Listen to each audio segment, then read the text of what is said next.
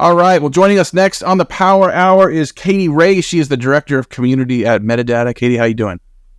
Hey, I am so good, Matt. How are you? I'm great. Thank you very much for joining us and doing this. Maybe for those of you that don't know you yet, maybe explain a little bit about you, Metadata, and what community means for Metadata and what your role is there. Yeah, absolutely. So if you don't know who I am, like Matt said, I'm the Director of Community over at Metadata. We have a community called Demand. And that's got over 2,000 different demand gen marketers. We've got a few Mops pros in there, content marketers, really anyone in marketing that just wants to get better at what they do and not have to be a team of one all the time, like so many of us are used to. And so that's what we're doing over at Metadata right now. And I think with what community means to us, I'm sure we're probably going to dive into this a little bit more later. But it's really about relationship building and just making sure we don't have to go through life by ourselves. Everything is so difficult right now, and community is really here to help support each other and find people that are like us that want to get better at what we do and want to learn. And so we're just kind of leaning into that, being human with our marketers. Oh my gosh. The more we can be human as B2B marketers, the more I think we stand out in a sea of noise out there. And speaking of noise, I hear a lot of people say they want to build a community. We should be community-led. We should build out a vibrant community. What would you say to someone that's just getting started on that journey? Like, what are the first steps you need to take as a leader when you're building out a community, or maybe even just conceptualizing a community to start with? Yeah, that's a great question. I see this all the time, and I always tell people, who is asking for this community? You've got to ask yourself that. I think that's the number one thing you have to do, because like you said, we're getting a lot of pressure from our executives of, well, we've got the Salesforce community, we've got this community and that one and whatever. And so we have to have one. Well, I always ask, why do we have to have one?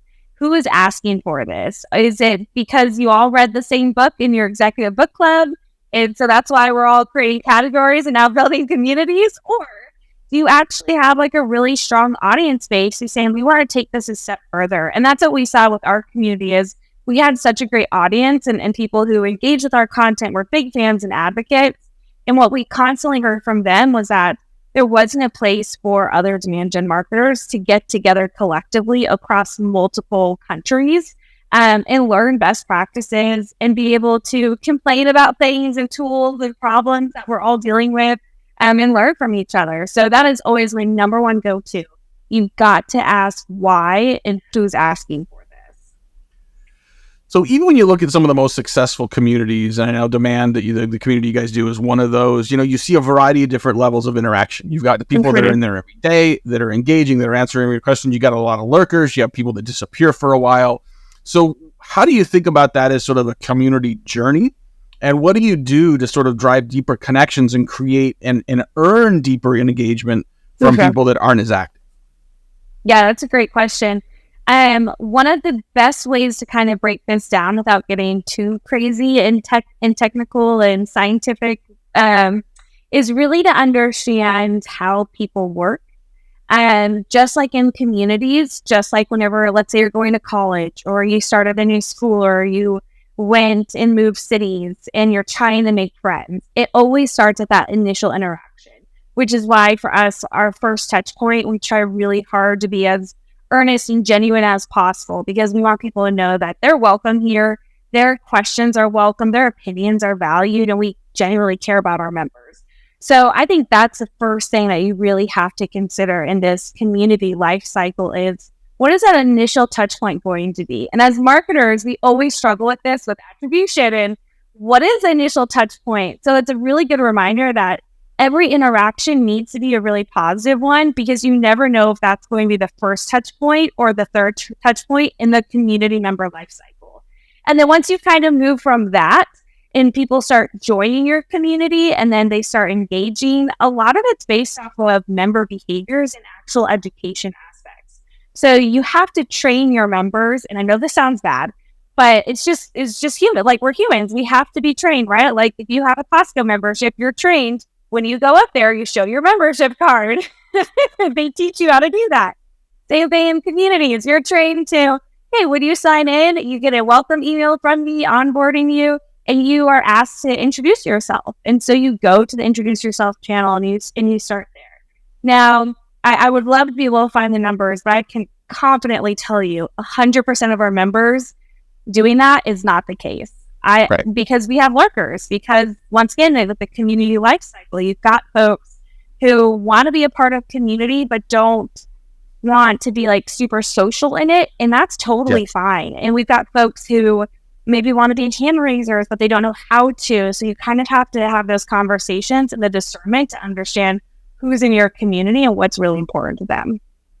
So if I'm hearing you right, it means like, your goal isn't necessarily to get 100% of community members engaged every day. For some people, that may not be what they're comfortable with. That may not be what they want. And it may be counterproductive to push people out of their comfort zone or what they're interested in to stay at a level of engagement that's right for them. Yeah, no, I think that's exactly it. And we see this a lot with our community events, right? Because community isn't just this virtual space where people come and connect. We try really hard to offer different types of virtual events and in-person events with different levels of activities. So one of the things that we really focus on whenever it comes to in-person events is making sure that there's some type of an activity for someone who doesn't want to socialize. So a good example, we've got an event coming up at HubSpot Inbound this year. It's a casino night theme. And what I love about it is you've got craps tables. If you want to be the super loud person chatting and having a blast, we've got blackjack tables and poker tables. If you want to just sit, feel like you're a part of it without having to really communicate, if that's not where you're most comfortable at. And same thing with our virtual events. We've got webinars because some folks, they just like to consume content and then just go on with their day. And we've got master classes for folks who want something super actionable, or we've got our roundtables where it's super intimate and those are 6 to 8 people in a little session and we can really get into the nitty gritty. So it's really meeting your members where they're at. And honestly, the only way to do that is by asking them. And I think that's something that we really have to focus on in community. I think you could get more people to a networking event at a conference if you had literally had an introvert break room, right? Like have an adjacent room where like the rules are you can go in here, you can stare at your phone and no one's allowed to talk to anyone else, right? And just make it safe. Because there's plenty of people that just like, I want to engage, but I got a limit and then I need a moment, right? And so, same thing in a community. You meet people where they are, you give people an opportunity to engage and grow, but you're going to have different types. So another follow-up question for you is around the difference between, or how you think about the relationship between content and community. I mean, is your content strategy driving community engagement? Is community engagement creating content? I imagine it's a little bit of a two-way street. Yeah, absolutely. I think with the demand community, especially, we're incredibly fortunate because it's for marketers and our product as a company is for marketers. And so a lot of our content aligns to each other. And so we actually will drive a lot of inspiration from the community and even source writers and say, hey, I love your question about this. Looks like you did some research. Would you be interested in writing for our blog? And so we do a lot of community source content.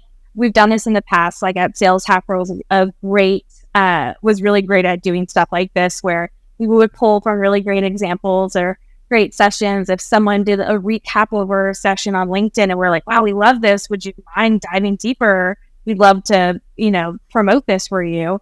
And so a lot of the content is driven from community members, but then it's also a lot of times, and people know this about me, I'll go into the community and say, what do you want to learn more about? So while the ideas are driven from them at that point, we're also doing a lot of the execution too. But it is a total 50-50 split. Awesome. We got just about a minute left, but we talk a lot about best practices. I also like to feature dumpster fires. So, in your time managing communities, is there a best practice pulled from something that didn't work that you might recommend or caution other community managers from trying out? Absolutely. 110%. So I really struggle with this concept. And it is just because I think it's a really good idea does not mean it is. And so with community especially, I'll be like, wow, this is such a great idea. Everyone's going to want to do this bingo game or whatever. And then no one does it. And I feel like a complete failure. Or I've hosted a happy hour before my time in community about the Alumni Association. And I was like, everyone was interested. I was so excited. I did all this stuff. and nobody showed up. And I felt like such a loser. But it was such a great reminder, and I've always held on to that, because just because I think it's a good idea doesn't mean my community members do. And so once again, going to your community members and getting that feedback before you plan will make a world of difference.